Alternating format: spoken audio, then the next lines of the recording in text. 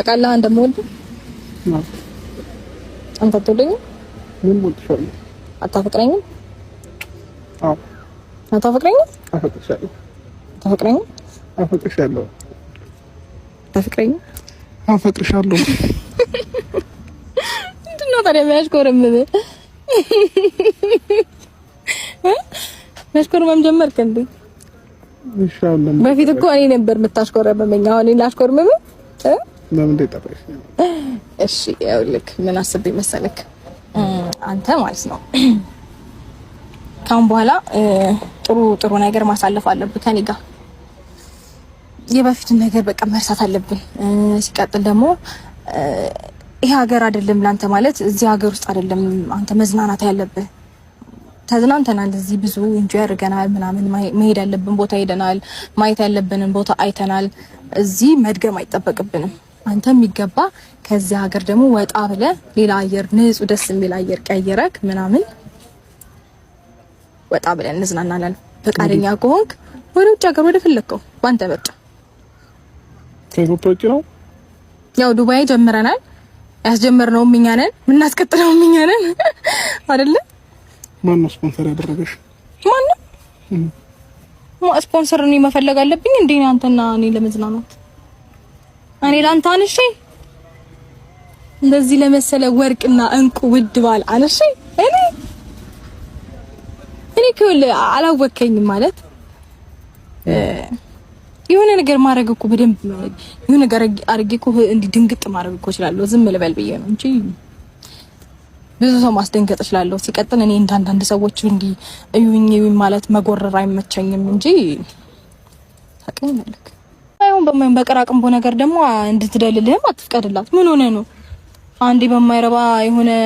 እንትን ነገር አንዴ ሰዓት አንዴ የሆነ ነገር ከዛ የሆነበት ምንድነው ደህና ነገር እንኳን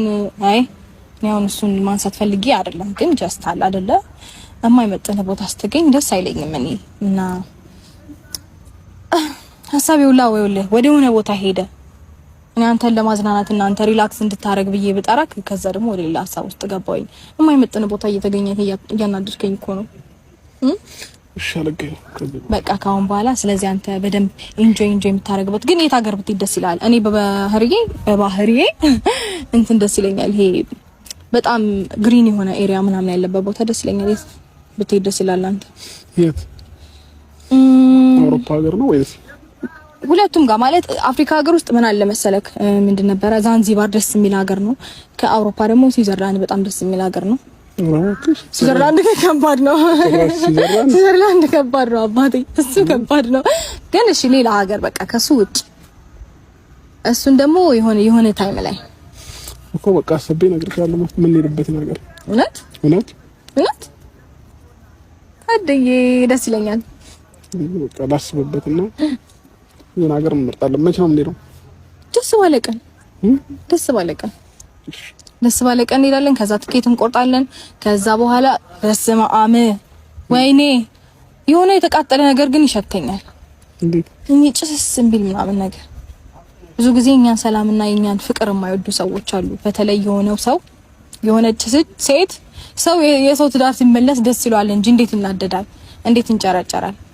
በቴክስት ተወኝ እሰደባለሁ ምንም በቃ አንዳንዴ ንቆ መተው ጥሩ ነው እየተጮህ ነው የሆነች ልጅ በቃ እንዲ ከጉሮሮዋ ላይ ንጥቅ አድርጌ ልትጦር ስትነጥቄባታለሁ መሰለኝ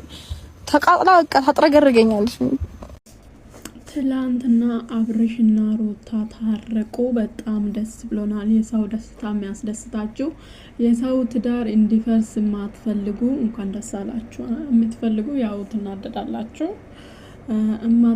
የማትፈልጉ ግን ሰላም የምትፈልጉ ምክንያቱም የሰው ሰላም አስፈላጊ ነው እነሱ መሃል አሁን ከፍቅር ከብዙ ነገር አልፎ ልጅ አለ ልጅ ደግሞ አላባት አላ እናት አምርም መሃላቸው ነው ቢያድግ ሁለቱንም ፍቅር አግኝቶ ቢያድግ ነው ለልጁም ጥሩ ብሩ ነገር ስለዚህ እኔ ከሁሉ ሩታ እኔ ላይ እንትን ይቀናሉ እኔ ላይ እናደዳሉ ያለችው እውነት ነው ምክንያቱም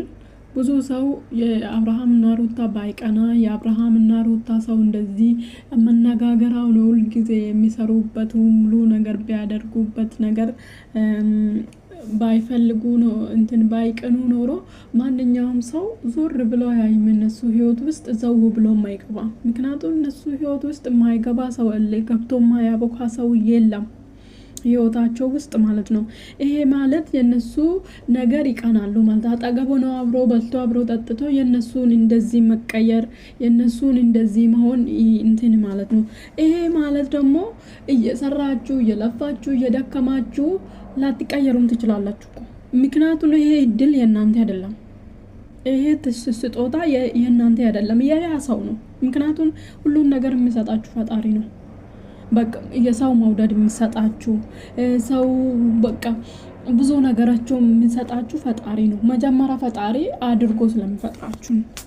ይሄ ማለት ማንኛውም ሰው እዚህ ሚዲያ ላይ እንደፈለገ ሊሆን ይችላል፣ እንደፈለገ ማበድ እንደፈለገ ሊሆን፣ ግን ፈጣሪ በልባችሁ ካለ ፈጣሪ ልቦ ነው የሚያየው። ከዛን ፈጣሪም ደግሞ ልቡ ነው የሚያየው። ሁሉም ነገር እንዴት ነው ሁሉም ነገር በዳንዴ ይሄው 6 ወር ነው 7 ወር ሙሉ የተበላሸ ነገር በአንድ ሳምንት መመለስ ቻለች እቺ ልጅ። ምክንያቱም ለቺ ልጅ ፈጣሪ ነው ሁሉም ነገር ተስጦ የሰጣት። ሁሉም ነገር የሰጣት ፈጣሪ ነው። ምን ታርግ? እድል ነው የሷ የተሰጠ ከፈጣሪ የተሰጣት እድል ነው። ለምን ደው የምትናደዱበት? ማስመሰልም ከሆነ አስመስላም በቃ ያም እንትን ያ ነገር ተስጦ ነው። ማስመሰል ማትችሉ ሰዎችም አለ። ደም ነገሮችን ሪሊ ማድረግም ከቻለች ሪሊ ማድረጉ ያ ሰው ደግሞ ፈጣሪ ነው የሚሰጣችሁ ሁሉም ነገር